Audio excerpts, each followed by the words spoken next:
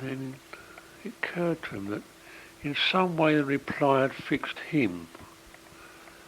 It fixed him forever. He suddenly realised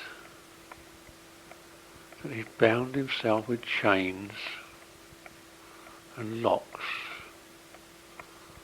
to these people because they viewed him in one way. He always tried to view himself in the same way.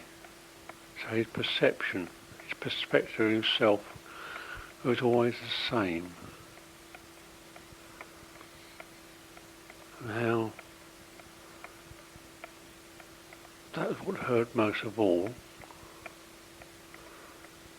If he'd done that, he couldn't change it. So he took the key and he thought, well, if it'll work for the, or might work for the storyteller, what could I do with it that might work for me? And he looked at it, and the key was in the shape of a disc. It had hate engraved on it. He looked at it, and he was playing with it, and he was a pupil. He was a small child. He thought he'd play, and he put in his thumb and flipped it high into the air, and it spun up in an arc into the sun, and it glittered and spun over, and you see it glittering like the truth. I think that's what the storyteller would have said. It shone, and it fell, and close to his foot, and he picked it up. He looked at it. And on the other side of that disc was the word hate.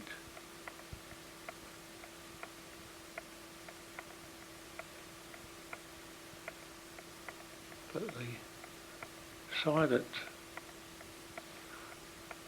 stood out to him, the observer, was the verse, and it said, love.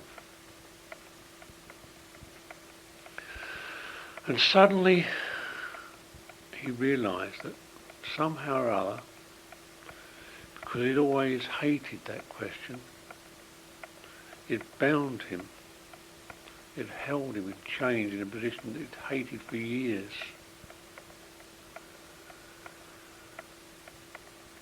And he put the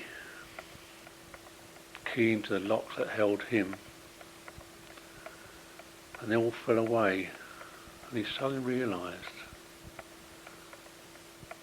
those chains that he'd bound round himself and held himself as a child now allowed him to be a man. He couldn't understand why. He kept thinking about it. But anyway, he thought, well, I'll carry it back to the storyteller, see what he can make of it, see if he can use it. It's a key, and provide me with a unique solution. And the storyteller was there, sitting in the storyteller's chair, looking very uncomfortable. And the storyteller said to this pupil, who'd been a child, who's now a man, of all the things I've said to you, have you learned something? And the man said, yes, I have learned something. I'm not sure what it is, but I have learned something. The storyteller said, oh Christ, they've done it again. It means I've got to move. If you learn something, then I must be a teacher.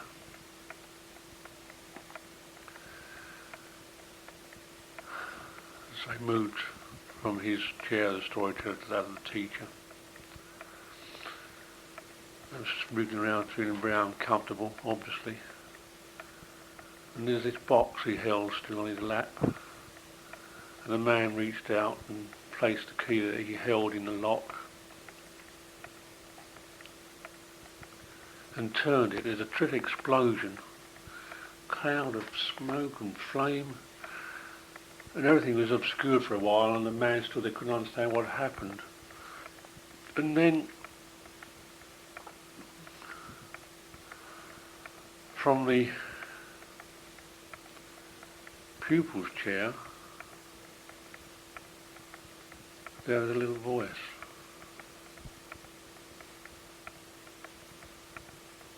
And it said, "Why?" "Because I only wanted to learn. I've never wanted to be a teacher, because teachers know everything.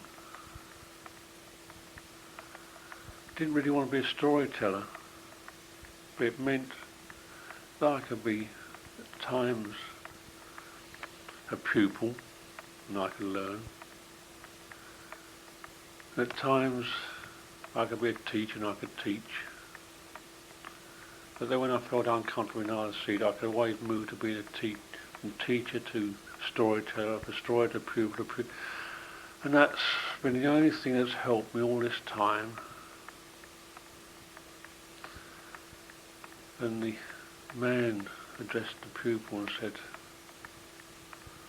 "But what's so significant about the storyteller's chair that made more comfort than the other two?" And he reached out and took the label that was across the back of the chair, which said storyteller, and tore it off. And underneath was the word homeostasis.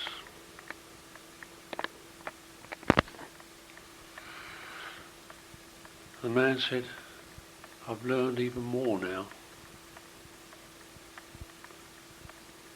that if I'm not comfortable in one position or another, I might move to another which is less comfortable but still doesn't fit. And at times I may be pulled back to an uncomfortable position one way, and at times I can be pulled into an uncomfortable position another way. What I need to find is a word, a metaphor, which could include teacher, storyteller and pupil. Another context.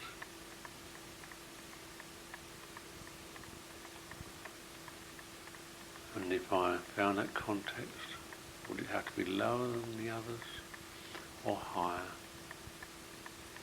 If it were higher, it could embrace all three. If it can embrace all three, then you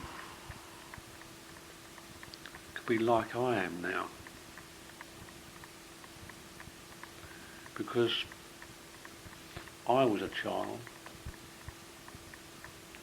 I was a pupil.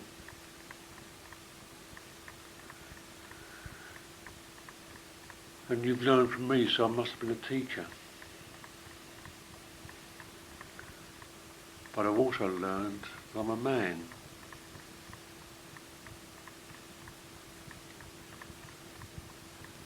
I suppose there must be something which will tell me what all those can be combined into. And he sat there pondering.